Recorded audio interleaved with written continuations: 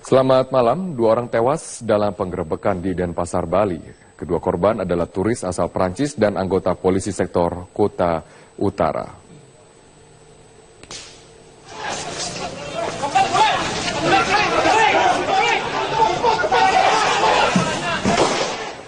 Peristiwa berawal dari aparat kepolisian yang tengah menggerebek rumah turis Prancis bernama Amokran Sabet yang kerap membuat onar di lingkungannya di Banjar, Tegal, Gungul, Desa Tebu Beneng, Canggu, Kute Utara. Namun saat hendak ditangkap, pelaku yang membawa pisau berusaha melawan aparat kepolisian. Petugas lalu melumpuhkan pelaku dengan tembakan di bagian kakinya. Petugas kemudian menghampiri turis Prancis yang sudah roboh, namun tiba-tiba menyerang dan akhirnya polisi Agung Sudirta pun tersungkur dan tewas. Dua korban tewas dalam peristiwa ini dibawa ke Rumah Sakit Sanglah, Denpasar.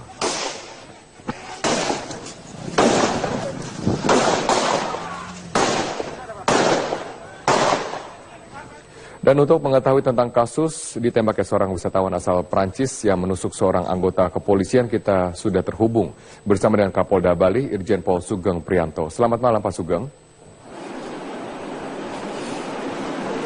Selamat malam. Pak Sugeng, tepatnya bagaimana kronologis dari kejadian ini? Apakah aparat diserang secara tiba-tiba dan harus untuk kemudian melukai dari turis asal Prancis tersebut? Ya, jadi kejadian ini berawal dari perilaku turis warga negara Prancis yang bernama Amokran Sabet ini. Yang bersangkutan sebenarnya sudah tinggal di wilayah Canggu itu dengan mengontrak rumah selama kurang lebih 2 tahun. Namun selama yang bersangkutan tinggal di wilayah tersebut seringkali membuat onar, makan di restoran, tidak membayar menurut pengaduan warga. Kemudian warga masyarakat di sekitar mengadukan kepada pihak polisian. Lantas kepolisian memanggil secara resmi melalui menggunakan surat panggilan. Ketika polisi datang mengantar surat panggilan itu diterima dan disobek-sobek oleh yang bersangkutan sampai 2 kali. Di lain hal, yang bersangkutan juga diketahui izin tinggalnya itu sudah habis pada bulan September yang lalu. Sehingga kejadian tadi siang itu anggota kepolisian bersama-sama dengan petugas imigrasi mendatangi rumah kontrakan yang bersangkutan. Sesuai ketentuan undang-undang bahwa apabila 2 kali panggil tidak memenuhi panggilan dengan sah, maka panggilan ketiga disertai dengan surat perintah membawa. Sesampainya ya petugas polisi dan petugas imigrasi di rumah kontrakan yang bersangkutan keluar rumah sudah menghunus senjata tajam berupa sangkur. Kemudian sempat terjadi dialog, kita meminta agar yang bersangkutan menyerahkan diri secara baik-baik. Namun yang terjadi, yang bersangkutan menyerang petugas polisi sehingga sempat terjadi pergumulan. Anggota kami ditikam dengan menggunakan senjata tajam tersebut 8 kali. Setelah diberikan tembakan peringatan, yang bersangkutan tetap menyerang, membabi buta, sehingga terpaksa yang bersangkutan dilumpuhkan dengan peluru tajam dan mengakibatkan meninggal dunia. Sehingga korban 2 orang, 1 petugas polisi dan 1 adalah yang bersangkutan warga negara asing yang tersangka ini. Sehari-hari dari Amokran Sabet, apakah ia terlibat dengan bisnis-bisnis terlarang seperti peredaran narkoba misalnya? Sedang dalam pendalaman kami, tetapi sementara pengaduan yang kami terima dari masyarakat, yang bersangkutan berperilaku meresahkan masyarakat sekitar, seperti saya jelaskan di depan tadi, makan di restoran tidak bayar dan seterusnya. Apakah ada kasus-kasus lain? Sementara sedang dalam pendalaman kami. Oke, baik, terima kasih atas informasi Anda, Bapak Irjen Polisi Sugeng Prianto, Kapolda Bali, atas informasi Anda berbagi bersama kami di Headline News. Pemirsa, Gubernur DKI Jakarta Basuki Cahayapurnama mengingatkan buruh agar tidak melakukan aksi demonstrasi anarkis hari ini. Sebagai Kepala Daerah DKI, Ahok telah melakukan upaya untuk meningkatkan kesejahteraan hidup buruh di DKI melalui berbagai program untuk menekan inflasi. Terkait tuntutan kenaikan upah yang disampaikan para buruh, Ahok menegaskan yang terpenting saat ini adalah bagaimana upaya pemerintah untuk menekan inflasi ketimbang menaikkan upah. Pasalnya, kenaikan upah yang juga diiringi dengan tingginya inflasi tidak akan meningkatkan kesejahteraan buruh. Beberapa program Pemprov DKI seperti penyediaan jaminan kesehatan bagi pekerja hingga penyediaan rumah susun adalah upaya untuk menekan laju inflasi dengan menekan biaya hidup penduduk Jakarta. Menurut Ahok, biaya hidup yang lebih rendah akan meningkatkan produktivitas dan kesejahteraan masyarakat sehingga mampu bersaing di era masyarakat ekonomi ASEAN. Katakan yang paling penting bukan memaksa kenaikan upah, tapi bagaimana pemerintah membantu para buruh supaya dia punya uang untuk ditabung, untuk disimpan, untuk investasi. Buat apa naik gaji tapi inflasi juga begitu tinggi? Nah, itu yang di Jakarta lakukan 1 tahun 2 tahun terakhir ini. Kami menekan inflasi. Inflasi DKI ini bagus sekali. Dan termasuk target Millennium Development Goals dari DKI sangat baik sekali. Nah, termasuk kami memberikan apa artinya? Ketika kami memberikan bus Transjakarta sampai Bekasi, Tangerang, 3.000 rumah. Gubernur DKI Jakarta Basuki Cahayapurnama memastikan Presiden Joko Widodo segera mengeluarkan peraturan presiden baru untuk reklamasi. Ya, menurut Ahok, peraturan presiden tersebut nantinya akan menyesuaikan undang-undang yang ada terkait pemberian izin reklamasi. Ahok menegaskan peraturan presiden reklamasi yang segera dikeluarkan oleh Presiden Joko Widodo tersebut merupakan Perpres yang baru untuk menyempurnakan dasar hukum reklamasi Teluk Jakarta. Peraturan presiden ini akan mengatur mengenai wilayah kerja pelabuhan dan lokasi strategis nasional di Teluk Jakarta. Selama ini pelaksanaan proyek reklamasi Teluk Jakarta mengacu pada Perpres yang lama, namun kemudian muncul benturan dengan ketentuan-ketentuan yang terbit setelah itu. Polemik terus berkembang hingga proyek reklamasi Teluk Jakarta dihentikan sementara. Pasti keluarkan Perpres untuk menyesuaikan undang-undang yang baru keluar. Karena kan ada kelautan, ada pesisir, macam-macam kan. Jadi beliau yang keluarkan, termasuk soal wilayah kerjanya pelabuhan. Ada wilayah kerja pelabuhan, tentu harus diatur. Nah, jadi biar dengan Perpres itulah mengatur mana yang pelabuhan, mana yang lokasi strategis nasional. Sesuai pembahasan Raperda Teluk Jakarta terkuak, pembangunan reklamasi menjadi sebuah polemik yang terus diperdebatkan. Payung hukum reklamasi yang belum jelas hingga adanya sejumlah pelanggaran diduga terjadi. Kita akan segera bergabung bersama rekan kami Dade Salampesi yang akan mengelaborasi poin-poin tentang sikap pemerintah dalam rapat terbatas yang membahas reklamasi di Istana Negara hari ini.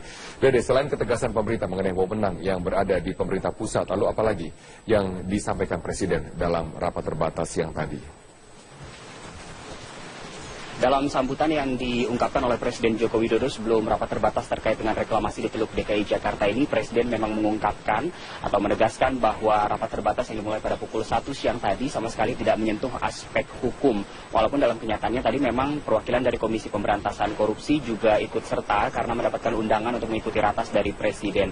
Dan Presiden juga mengungkapkan bahwa terkait dengan reklamasi ini memang sekarang sudah saatnya untuk berbicara lebih jauh ke depannya karena dari data yang dimiliki oleh Presiden Joko Widodo pada 2030 nanti dimungkinkan seluruh wilayah Jakarta Utara akan ada di bawah permukaan laut. Karena dari data yang ada setiap tahunnya untuk wilayah DKI Jakarta mengalami penurunan permukaan tanah antara setengah sampai 12 cm per tahun. Dan pada 2030 nanti jika ternyata fakta-fakta tersebut betul-betul terjadi, artinya 13 sungai yang mengaliri atau melewati wilayah DKI Jakarta dan sekitarnya tidak dapat mengalirkan air ke Teluk Jakarta. Dari ratas tadi setidaknya ada 3 poin utama yang ditegaskan oleh Presiden, yaitu bahwa master plan terkait dengan reklamasi haruslah gamblang, terutama terkait dengan masalah lingkungan. Dan yang kedua, tidak boleh ada pelanggaran kaidah hukum dalam proyek reklamasi ini. Dan yang ketiga, pembangunan tidak boleh mengesampingkan kehidupan nelayan yang ada di sekitarnya. Sebenarnya terkait dengan reklamasi ini tentunya memiliki banyak pro kontra dan juga untung dan rugi.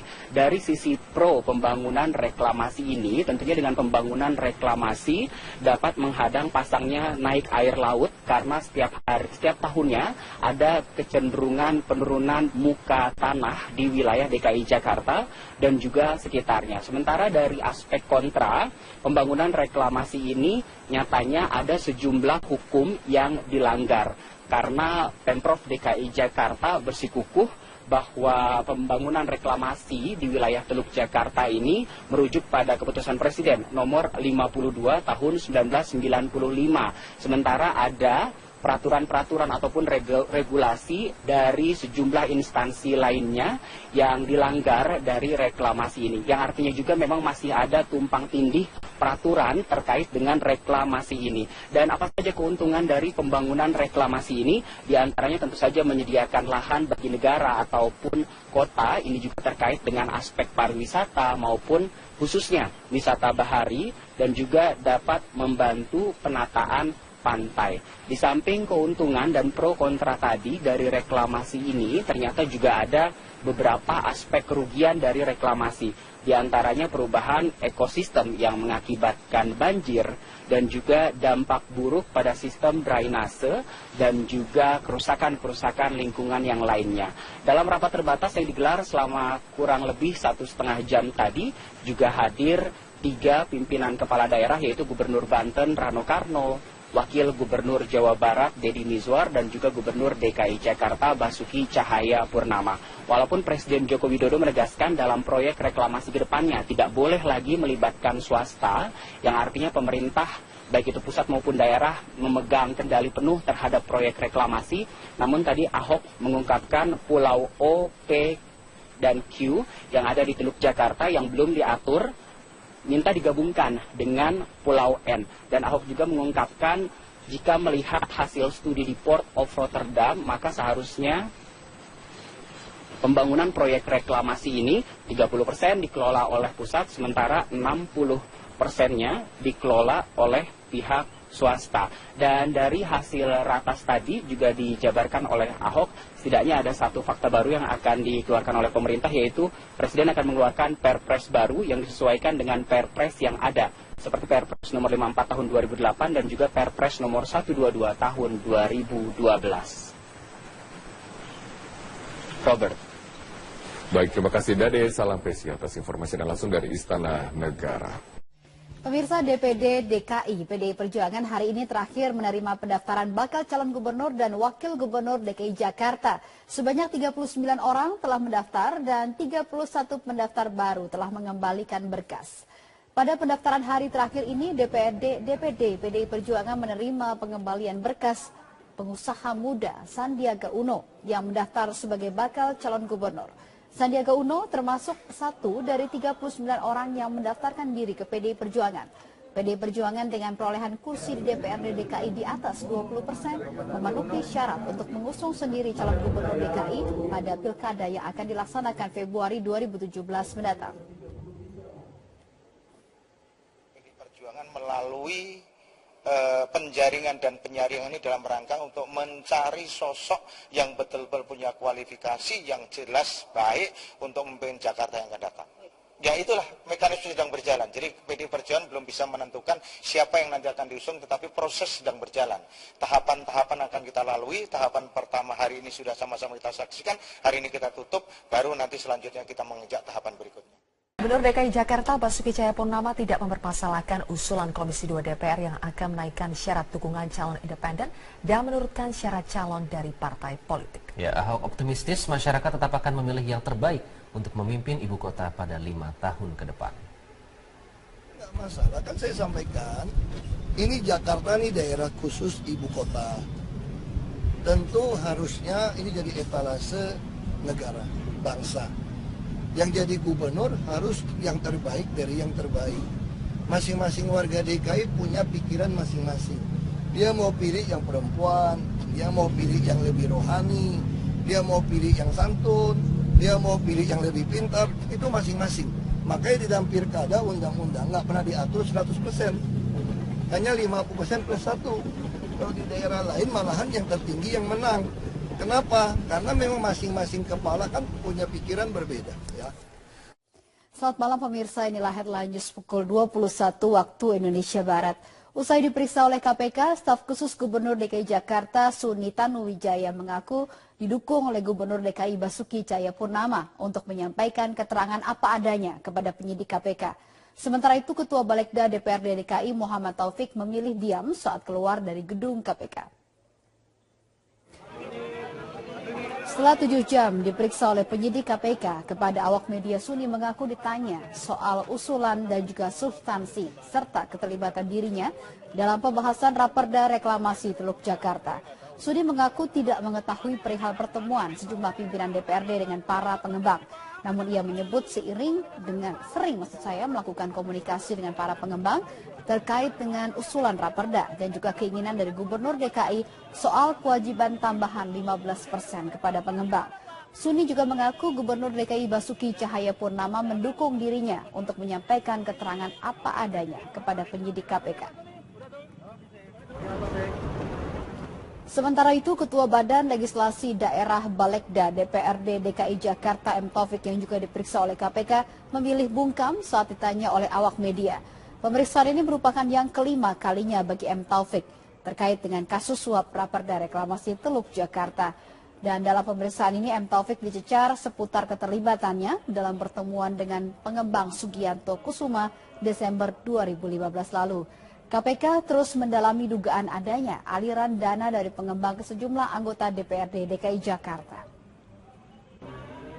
Begini, kalau dari sisi dia jelas soal 15% itu harus ada, terus tinggal persoalannya itu apakah di Perda atau di Perpu.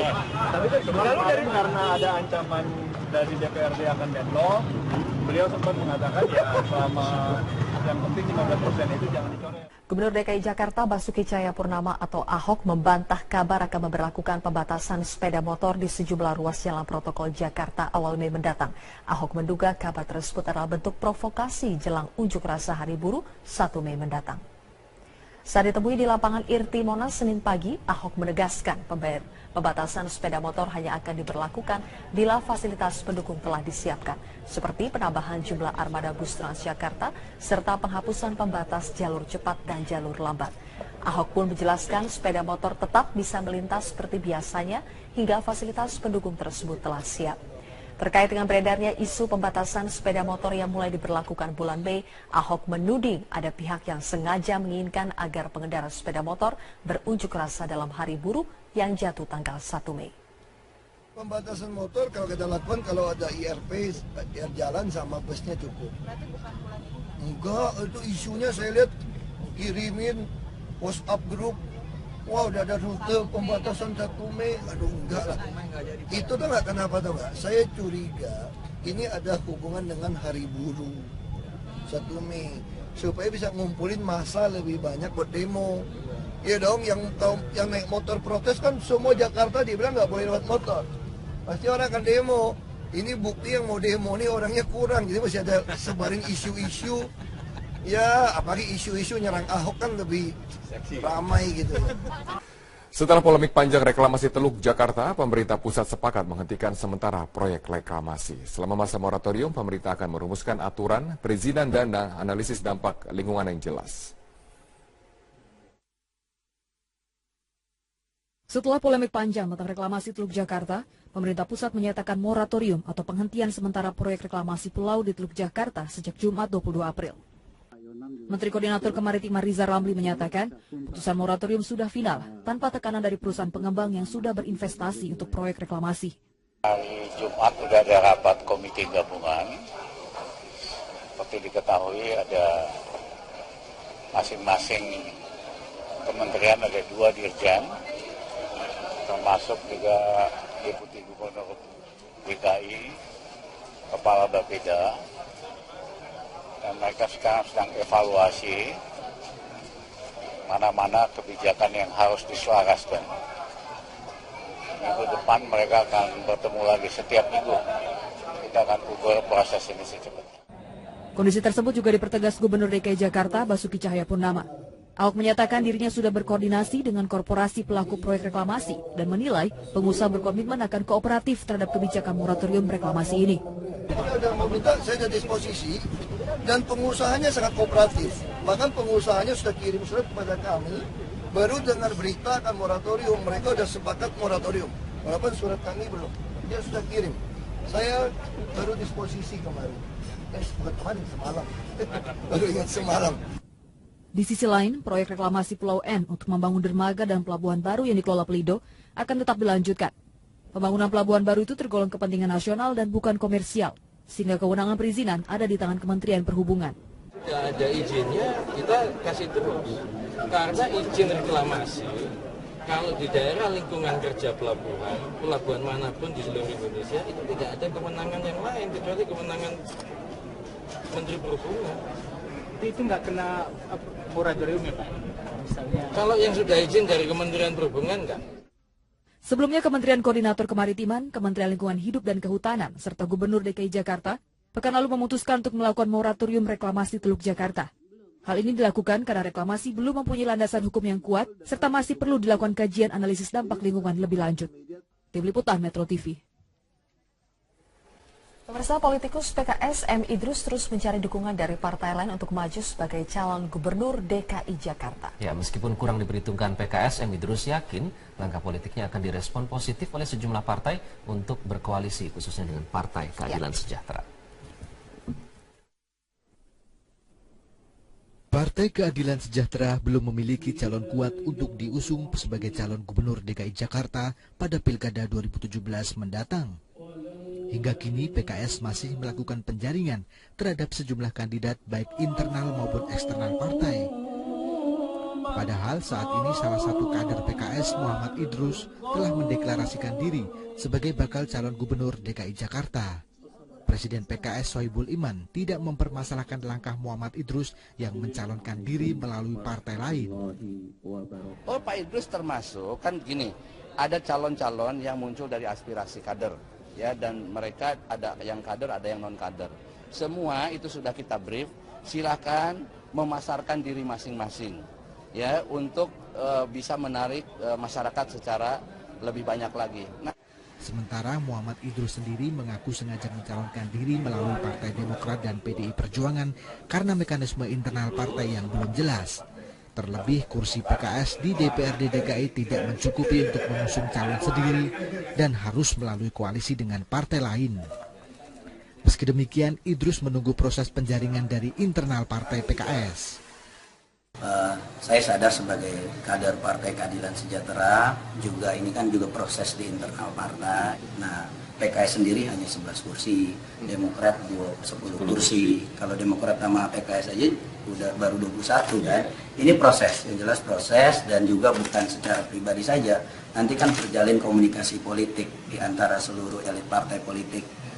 Selain kandidat internal, PKS juga masih mempertimbangkan sejumlah calon dari eksternal seperti Yusril Issa Mahendra dan Sandiaga Uno untuk dilakukan survei terhadap elektabilitas dan kapasitasnya sebagai calon gubernur DKI Jakarta. Dari Jakarta, Tim Liputan Metro TV. Sementara itu, hari ini merupakan batas akhir DPD DKI PDI Perjuangan menerima pendaftaran bakal calon gubernur dan wakil gubernur DKI Jakarta. Untuk mengetahui berapa calon yang sudah mendaftar dan bagaimana proses selanjutnya, kita langsung bergabung bersama rekan kami Yasmin Alvina yang saat ini berada di DPD PDI Perjuangan DKI Jakarta. Yasmin, melihat berbagai hasil survei bahwa Ahok masih mengungguli lawan-lawannya, apakah PDIP percaya diri dengan calon yang akan mereka usung?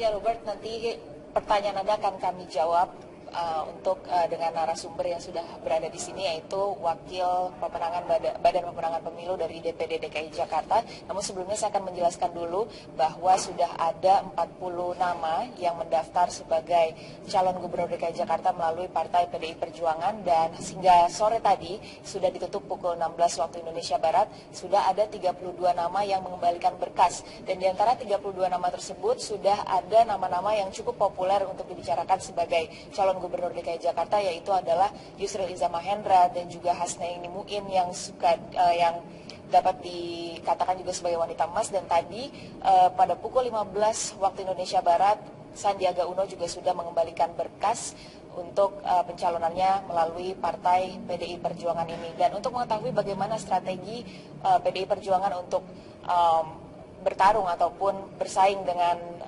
Gubernur Petahana Basuki Cahayapurnama, saat ini saya sudah bersama dengan Wakil Ketua Badan Pemenangan Pemilu DPD DKI Jakarta PDI Perjuangan, Bapak Gembong. Selamat sore, Pak. Selamat sore.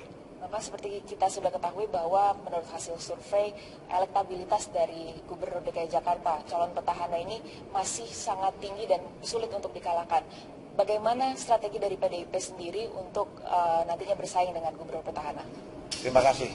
Bagi PDI Perjuangan, kalau hari-hari ini masyarakat disajikan dengan elektabilitas calon gubernur DKI Jakarta yang akan bertarung di tahun 2017 yang akan datang, yaitu incumbent cukup tinggi, bagi PDI Perjuangan bukan hal yang luar biasa. Karena tentunya sebagai incumbent memiliki elektabilitas seperti hal yang wajar. Justru kalau sebaliknya bagi saya yang luar biasa. Jadi bagaimana untuk PDI Perjuangan menyiapkan strategi untuk bisa menghadapi siapa yang nanti akan bertarung bersama dalam pemilu kada 2017 yang akan datang. PDI Perjuangan melalui penjaringan dan penyaringan ini dalam rangka untuk mencari sosok yang betul-betul punya kualifikasi yang jelas baik untuk memimpin Jakarta yang akan datang. Siapa sosoknya, Pak? Ya itulah mekanisme sedang berjalan. Jadi PDI Perjuangan belum bisa menentukan siapa yang nanti akan diusung, tetapi proses sedang berjalan. Tahapan-tahapan akan kita lalui. Tahapan pertama hari ini sudah sama-sama kita saksikan. Hari ini kita tutup, baru nanti selanjutnya kita mengejar tahapan berikutnya. Terima kasih Bapak atas waktunya. Dan Robert, demikian yang dapat kami laporkan, kembali ke Anda di studio. Baik, terima kasih Yasmin Alvina atas informasi Anda. Sejumlah anggota DPRD DKI Jakarta memenuhi panggilan KPK untuk memberikan kesaksian. Mereka diperiksa sebagai saksi untuk Ketua Komisi D yang sudah dijadikan tersangka. Pemirsa, Ferry Priardi akan menyampaikan laporan selengkapnya dari gedung KPK Jakarta. Ferry, hingga siang ini siapa saja anggota DPRD yang sudah datang? Adakah pernyataan yang mereka sampaikan sebelum jalani pemeriksaan? Zilvia, sudah ada 5 anggota DPRD yang sudah datang memenuhi panggilan KPK untuk diperiksa sebagai saksi untuk Muhammad Sanusi, dan kelimanya tadi datang secara periodik sejak pukul 9 dan mulai menjalani pemeriksaan pada pukul 10 pagi ini. Dengan komposisi 1 wakil ketua DPRD dan juga 4 anggota, tadi yang datang memenuhi pemeriksaan kali ini adalah M. Taufik yang juga merupakan Ketua Badan Legislasi DPRD DKI Jakarta. Lalu sisanya ada 3 ketua fraksi, yaitu Haji Ketua Fraksi Hanura, lalu juga ada Selamat Nurdin Ketua Fraksi PKS yang juga sebagai Ketua Pansus Reklamasi DPRD, Bestari Barus, dan juga ada 1 anggota ataupun wakil, yaitu Mary. Ini penurunan permukaan tanah antara setengah sampai 12 cm per tahun. Dan pada 2030 nanti jika ternyata fakta-fakta tersebut betul-betul terjadi, artinya 13 sungai yang mengaliri atau melewati wilayah DKI Jakarta dan sekitarnya tidak dapat mengalirkan air ke Teluk Jakarta. Dari ratas tadi setidaknya ada 3 poin utama yang ditegaskan oleh Presiden, yaitu bahwa master plan terkait dengan reklamasi haruslah gamblang, terutama terkait dengan masalah lingkungan. Dan yang kedua, tidak boleh ada pelanggaran kaidah hukum dalam proyek reklamasi ini. Dan yang ketiga, pembangunan tidak boleh mengesampingkan kehidupan nelayan yang ada di sekitarnya. Sebenarnya terkait dengan reklamasi ini tentunya memiliki banyak pro kontra dan juga untung dan rugi. Dari sisi pro pembangunan reklamasi ini, tentunya dengan pembangunan reklamasi dapat menghadang pasangnya naik air laut karena setiap tahunnya ada kecenderungan penurunan muka tanah di wilayah DKI Jakarta dan juga sekitarnya. Sementara dari aspek kontra, pembangunan reklamasi ini nyatanya ada sejumlah hukum yang dilanggar karena Pemprov DKI Jakarta bersikukuh bahwa pembangunan reklamasi di wilayah Teluk Jakarta ini merujuk pada keputusan Presiden nomor 52 tahun 1995. Sementara ada peraturan-peraturan ataupun regulasi dari sejumlah instansi lainnya yang dilanggar dari reklamasi ini. Yang artinya juga memang masih ada tumpang tindih peraturan terkait dengan reklamasi ini. Dan apa saja keuntungan dari pembangunan reklamasi ini? Di antaranya tentu saja menyediakan lahan bagi negara ataupun kota. Ini juga terkait dengan aspek pariwisata maupun khususnya wisata bahari, dan juga dapat membantu penataan pantai. Di samping keuntungan dan pro kontra tadi dari reklamasi ini, ternyata juga ada beberapa aspek kerugian dari reklamasi. Di antaranya perubahan ekosistem yang mengakibatkan banjir, dan juga dampak buruk pada sistem drainase, dan juga kerusakan-kerusakan lingkungan yang lainnya. Dalam rapat terbatas yang digelar selama kurang lebih 1,5 jam tadi, juga hadir 3 pimpinan kepala daerah, yaitu Gubernur Banten Rano Karno, Wakil Gubernur Jawa Barat Deddy Mizwar, dan juga Gubernur DKI Jakarta Basuki Cahayapurnama. Walaupun Presiden Joko Widodo menegaskan dalam proyek reklamasi ke depannya tidak boleh lagi melibatkan swasta, yang artinya pemerintah baik itu pusat maupun daerah memegang kendali penuh terhadap proyek reklamasi. Namun tadi Ahok mengungkapkan Pulau O, P, dan Q yang ada di Teluk Jakarta yang belum diatur minta digabungkan dengan Pulau N. Dan Ahok juga mengungkapkan jika melihat hasil studi di Port of Rotterdam, maka seharusnya pembangunan proyek reklamasi ini 30% dikelola oleh pusat, sementara 60%-nya dikelola oleh pihak swasta. Dan dari hasil ratas tadi juga dijabarkan oleh Ahok, setidaknya ada satu fakta baru yang akan dikeluarkan oleh pemerintah, yaitu Presiden akan mengeluarkan Perpres baru yang disesuaikan dengan Perpres yang ada, seperti Perpres nomor 54 tahun 2008 dan juga Perpres nomor 122 tahun 2012. Robert. Baik, terima kasih Dade. Salam Presi atas informasi dan langsung dari Istana Negara. Pemirsa, DPD DKI PDI Perjuangan hari ini terakhir menerima pendaftaran bakal calon gubernur dan wakil gubernur DKI Jakarta. Sebanyak 39 orang telah mendaftar dan 31 pendaftar baru telah mengembalikan berkas. Pada pendaftaran hari terakhir ini, DPD PDI Perjuangan menerima pengembalian berkas pengusaha muda Sandiaga Uno yang mendaftar sebagai bakal calon gubernur. Sandiaga Uno termasuk satu dari 39 orang yang mendaftarkan diri ke PDI Perjuangan. PDI Perjuangan dengan perolehan kursi di DPRD DKI di atas 20% memenuhi syarat untuk mengusung sendiri calon gubernur DKI pada pilkada yang akan dilaksanakan Februari 2017 mendatang. Mabesnya cukup. Enggak, itu isunya saya lihat kirimin WhatsApp grup. Wah, udah ada rute pembatasan 1 Mei. Aduh, enggak lah. Itu tuh enggak, kenapa tuh enggak? Saya curiga ini ada hubungan dengan hari buruh 1 Mei. Supaya bisa ngumpulin massa lebih banyak buat demo. Ya dong, yang naik motor protes kan semua Jakarta dibilang nggak boleh lewat motor. Pasti orang akan demo. Ini bukti yang mau demo ini orangnya kurang. Jadi masih ada sebarin isu-isu. Ya, apalagi isu-isu nyerang Ahok kan lebih ramai gitu. Setelah polemik panjang reklamasi Teluk Jakarta, pemerintah pusat sepakat menghentikan sementara proyek reklamasi. Selama masa moratorium, pemerintah akan merumuskan aturan, perizinan, dan analisis dampak lingkungan yang jelas. Setelah polemik panjang tentang reklamasi Teluk Jakarta, pemerintah pusat menyatakan moratorium atau penghentian sementara proyek reklamasi pulau di Teluk Jakarta sejak Jumat 22 April. Menteri Koordinator Kemaritiman Riza Ramli menyatakan, putusan moratorium sudah final tanpa tekanan dari perusahaan pengembang yang sudah berinvestasi untuk proyek reklamasi. Hari Jumat sudah ada rapat komite gabungan. Seperti diketahui ada masing-masing kementerian ada 2 dirjen, termasuk juga Deputi Gubernur DKI, Kepala Bapeda. Dan mereka sekarang sedang evaluasi mana-mana kebijakan yang harus diselaraskan. Minggu depan mereka akan bertemu lagi setiap minggu. Kita akan ukur proses ini secepatnya. Kondisi tersebut juga dipertegas Gubernur DKI Jakarta Basuki Cahayapurnama.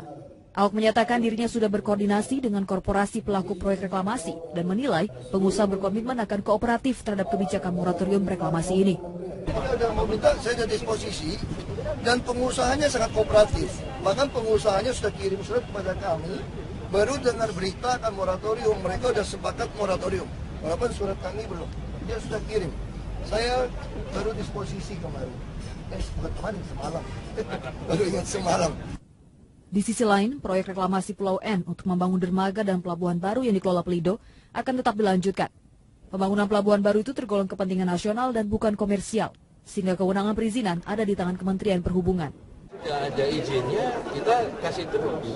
Karena izin reklamasi, kalau di daerah lingkungan kerja pelabuhan manapun di seluruh Indonesia, itu tidak ada kewenangan yang lain, kecuali kewenangan Menteri Perhubungan. Itu nggak kena moratorium ya Pak? Misalnya. Kalau yang sudah izin dari Kementerian Perhubungan enggak. Sebelumnya Kementerian Koordinator Kemaritiman, Kementerian Lingkungan Hidup dan Kehutanan, serta Gubernur DKI Jakarta, pekan lalu memutuskan untuk melakukan moratorium reklamasi Teluk Jakarta. Hal ini dilakukan karena reklamasi belum mempunyai landasan hukum yang kuat, serta masih perlu dilakukan kajian analisis dampak lingkungan lebih lanjut. Tim Liputan Metro TV. Pemirsa, politikus PKS M. Idrus terus mencari dukungan dari partai lain untuk maju sebagai calon gubernur DKI Jakarta. Ya, meskipun kurang diperhitungkan PKS, M. Idrus yakin langkah politiknya akan direspon positif oleh sejumlah partai untuk berkoalisi, khususnya dengan Partai Keadilan Sejahtera. Partai Keadilan Sejahtera belum memiliki calon kuat untuk diusung sebagai calon gubernur DKI Jakarta pada Pilkada 2017 mendatang. Hingga kini PKS masih melakukan penjaringan terhadap sejumlah kandidat baik internal maupun eksternal partai. Padahal saat ini salah satu kader PKS, Muhammad Idrus, telah mendeklarasikan diri sebagai bakal calon gubernur DKI Jakarta. Presiden PKS Sohibul Iman tidak mempermasalahkan langkah Muhammad Idrus yang mencalonkan diri melalui partai lain. Oh, Pak Idrus termasuk, kan gini, ada calon-calon yang muncul dari aspirasi kader. Ya, dan mereka ada yang kader, ada yang non kader. Semua itu sudah kita brief. Silakan memasarkan diri masing-masing, ya, untuk bisa menarik masyarakat secara lebih. Perjuangan melalui penjaringan dan penyaringan ini dalam rangka untuk mencari sosok yang betul-betul punya kualifikasi yang jelas baik untuk memimpin Jakarta yang akan datang. Ya itulah mekanisme sedang berjalan. Jadi PD Perjuangan belum bisa menentukan siapa yang nanti akan diusung, tetapi proses sedang berjalan. Tahapan-tahapan akan kita lalui. Tahapan pertama hari ini sudah sama-sama kita saksikan. Hari ini kita tutup, baru nanti selanjutnya kita menginjak tahapan berikutnya.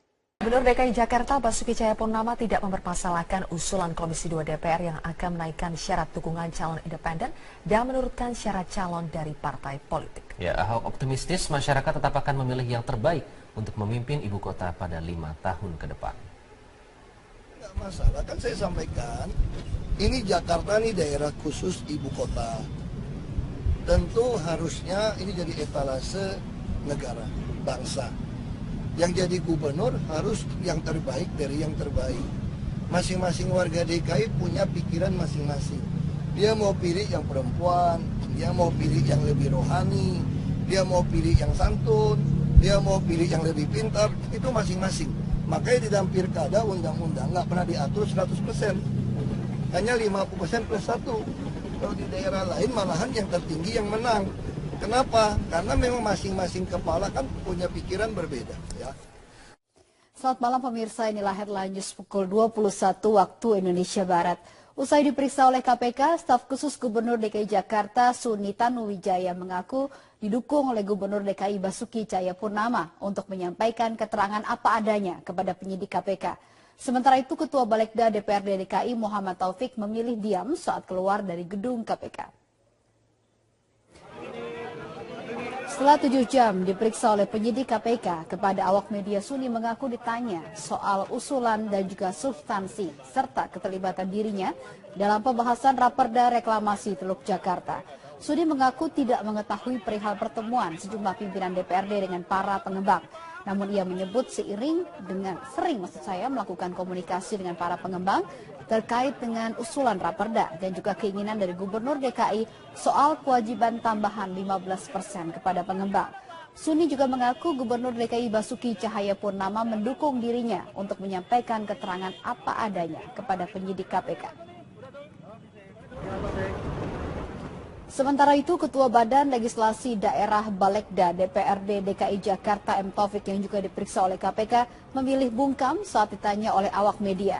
Pemeriksaan ini merupakan yang kelima kalinya bagi M. Taufik terkait dengan kasus suap Raperda Reklamasi Teluk Jakarta. Dan dalam pemeriksaan ini M. Taufik dicecar seputar keterlibatannya dalam pertemuan dengan pengembang Sugianto Kusuma Desember 2015 lalu. KPK terus mendalami dugaan adanya aliran dana dari pengembang ke sejumlah anggota DPRD DKI Jakarta. Begini, kalau dari sisi dia jelas soal 15% itu fix, harus ada, terus tinggal persoalannya itu apakah di Perda atau di Perpu. Tapi kan kemarin karena ada ancaman dari DPRD akan deadlock, beliau sempat mengatakan ya selama yang penting 15% itu jangan dicoret. Gubernur DKI Jakarta Basuki Cahayapurnama atau Ahok membantah kabar akan memberlakukan pembatasan sepeda motor di sejumlah ruas jalan protokol Jakarta awal Mei mendatang. Ahok menduga kabar tersebut adalah bentuk provokasi jelang unjuk rasa Hari Buruh 1 Mei mendatang.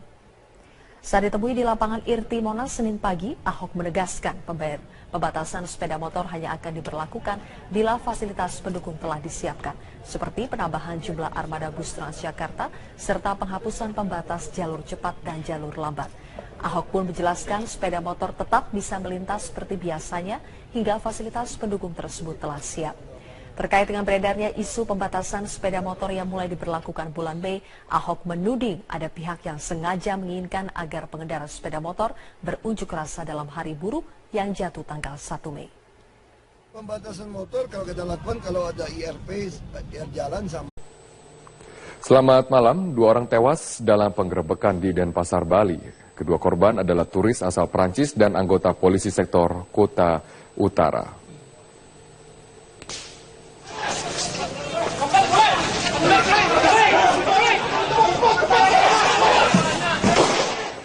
Peristiwa berawal dari aparat kepolisian yang tengah menggerebek rumah turis Prancis bernama Amokran Sabet yang kerap membuat onar di lingkungannya di Banjar, Tegal, Gungul, Desa Tebu Beneng, Canggu, Kota Utara.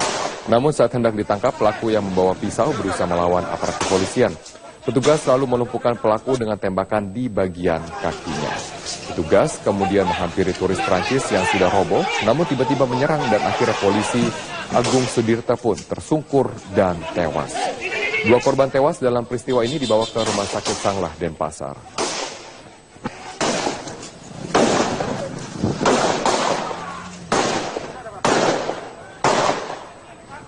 Dan untuk mengetahui tentang kasus ditembaknya seorang wisatawan asal Prancis yang menusuk seorang anggota kepolisian, kita sudah terhubung bersama dengan Kapolda Bali, Irjen Pol Sugeng Prianto. Selamat malam, Pak Sugeng. Selamat malam. Pak Sugeng, tepatnya bagaimana kronologis dari kejadian ini? Apakah aparat diserang secara tiba-tiba dan harus untuk kemudian melukai dari turis asal Prancis tersebut?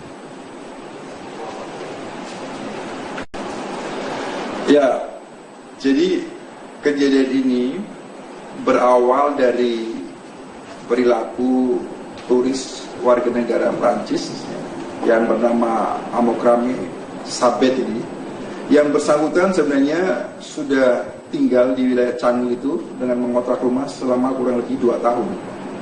Namun selama yang bersangkutan tinggal di wilayah tersebut seringkali membuat onar, makan di restoran, tidak membayar menurut pengaduan warga. Kemudian warga masyarakat di sekitar mengadukan kepada pihak polisian. Lantas kepolisian memanggil secara resmi melalui menggunakan surat panggilan. Ketika polisi datang mengantar surat panggilan itu diterima dan disobek-sobek oleh yang bersangkutan sampai 2 kali. Di lain hal, yang bersangkutan juga diketahui izin tinggalnya itu sudah habis pada bulan September yang lalu. Sehingga kejadian tadi siang itu anggota kepolisian bersama-sama dengan petugas imigrasi mendatangi rumah kontrakan yang bersangkutan. Sesuai ketentuan undang-undang bahwa apabila 2 kali dipanggil tidak memenuhi panggilan dengan sah, maka panggilan ketiga disertai dengan surat perintah membawa. Sesampainya ya petugas polisi dan petugas imigrasi di rumah kontrakan yang bersangkutan keluar rumah sudah menghunus senjata tajam berupa sangkur.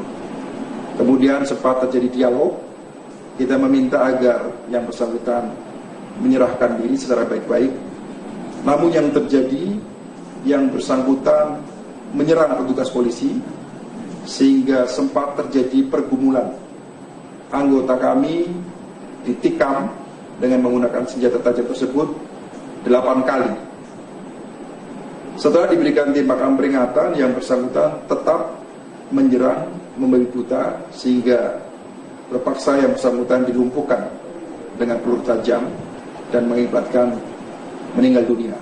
Sehingga korban 2 orang, 1 petugas polisi dan 1 adalah yang bersangkutan warga negara asing yang tersangka ini. Sehari-hari dari Amokrane Sabet, apakah ia terlibat dengan bisnis-bisnis terlarang seperti peredaran narkoba misalnya? Sedang dalam pendalaman kami, tetapi sementara pengaduan yang kami terima dari masyarakat, yang bersangkutan berperilaku meresahkan masyarakat sekitar, seperti saya jelaskan di depan tadi, makan di restoran tidak bayar dan seterusnya. Apakah ada kasus-kasus lain? Sementara sedang dalam pendalaman kami. Oke, baik, terima kasih atas informasi Anda, Bapak Irjen Polisi Sugeng Priyanto, Kapolda Bali, atas informasi Anda berbagi bersama kami di Headline News. Pemirsa, Gubernur DKI Jakarta Basuki Cahayapurnama mengingatkan buruh agar tidak melakukan aksi demonstrasi anarkis hari ini. Sebagai Kepala Daerah DKI, Ahok telah melakukan upaya untuk meningkatkan kesejahteraan hidup buruh di DKI melalui berbagai program untuk menekan inflasi. Terkait tuntutan kenaikan upah yang disampaikan para buruh, Ahok menegaskan yang terpenting saat ini adalah bagaimana upaya pemerintah untuk menekan inflasi ketimbang menaikkan upah. Pasalnya, kenaikan upah yang juga diiringi dengan tingginya inflasi tidak akan meningkatkan kesejahteraan buruh. Beberapa program Pemprov DKI seperti penyediaan jaminan kesehatan bagi pekerja hingga penyediaan rumah susun adalah upaya untuk menekan laju inflasi dengan menekan biaya hidup penduduk Jakarta. Menurut Ahok, biaya hidup yang lebih rendah akan meningkatkan produktivitas dan kesejahteraan masyarakat sehingga mampu bersaing di era masyarakat ekonomi ASEAN. Katakan yang paling penting bukan memaksa kenaikan upah, tapi bagaimana pemerintah membantu para buruh supaya dia punya uang untuk ditabung, untuk disimpan, untuk investasi. Buat apa naik gaji tapi inflasi juga begitu tinggi? Nah, itu yang di Jakarta lakukan 1 tahun 2 tahun terakhir ini. Kami menekan inflasi. Inflasi DKI ini bagus sekali. Dan termasuk target Millennium Development Goals dari DKI sangat baik sekali. Nah, termasuk kami memberikan apa artinya? Ketika kami memberikan bus Transjakarta sampai Bekasi, Tangerang, 3.000 rumah. Gubernur DKI Jakarta Basuki Cahayapurnama memastikan Presiden Joko Widodo segera mengeluarkan peraturan presiden baru untuk reklamasi. Ya, menurut Ahok, peraturan presiden tersebut nantinya akan menyesuaikan undang-undang yang ada terkait pemberian izin reklamasi. Ahok menegaskan peraturan presiden reklamasi yang segera dikeluarkan oleh Presiden Joko Widodo tersebut merupakan Perpres yang baru untuk menyempurnakan dasar hukum reklamasi Teluk Jakarta. Peraturan presiden ini akan mengatur mengenai wilayah kerja pelabuhan dan lokasi strategis nasional di Teluk Jakarta. Selama ini pelaksanaan proyek reklamasi Teluk Jakarta mengacu pada Perpres yang lama, namun kemudian muncul benturan dengan ketentuan-ketentuan yang terbit setelah itu. Polemik terus berkembang hingga proyek reklamasi Teluk Jakarta dihentikan sementara. Pasti keluarkan Perpres untuk menyesuaikan undang-undang yang baru keluar. Karena kan ada kelautan, ada pesisir, macam-macam kan. Jadi beliau yang keluarkan, termasuk soal wilayah kerjanya pelabuhan. Ada wilayah kerja pelabuhan, tentu harus diatur. Nah, jadi biar dengan Perpres itulah mengatur mana yang pelabuhan, mana yang lokasi strategis nasional. Sesuai pembahasan Raperda Teluk Jakarta terkuak, pembangunan reklamasi menjadi sebuah polemik yang terus diperdebatkan. Payung hukum reklamasi yang belum jelas hingga adanya sejumlah pelanggaran diduga terjadi. Kita akan segera bergabung bersama rekan kami Dade Salampesi yang akan mengelaborasi poin-poin tentang sikap pemerintah dalam rapat terbatas yang membahas reklamasi di Istana Negara hari ini. Dade, selain ketegasan pemerintah mengenai wewenang yang berada di pemerintah pusat, lalu apalagi yang disampaikan Presiden dalam rapat terbatas yang tadi? Dalam sambutan yang diungkapkan oleh Presiden Joko Widodo sebelum rapat terbatas terkait dengan reklamasi di Teluk DKI Jakarta ini, Presiden memang mengungkapkan atau menegaskan bahwa rapat terbatas yang dimulai pada pukul 1 siang tadi sama sekali tidak menyentuh aspek hukum. Walaupun dalam kenyataannya tadi memang perwakilan dari Komisi Pemberantasan Korupsi juga ikut serta karena mendapatkan undangan untuk mengikuti ratas dari Presiden. Dan Presiden juga mengungkapkan bahwa terkait dengan reklamasi ini memang sekarang sudah saatnya untuk berbicara lebih jauh ke depannya, karena dari data yang dimiliki oleh Presiden Joko Widodo pada 2030 nanti dimungkinkan seluruh wilayah Jakarta Utara akan ada di bawah permukaan laut. Karena dari data yang ada setiap tahunnya untuk wilayah DKI Jakarta mengalami